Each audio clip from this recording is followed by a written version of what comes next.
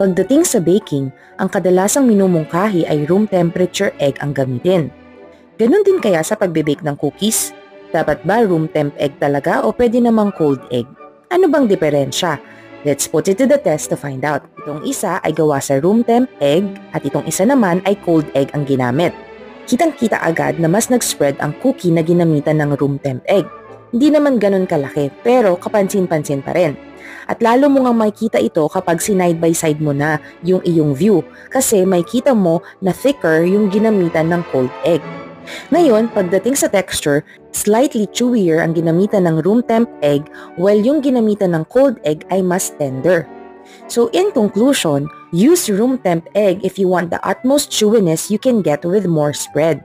Pero kung gusto mo medyo may softness, more lifted or thicker ang iyong cookie, use cold egg. If this has been helpful, please follow for more.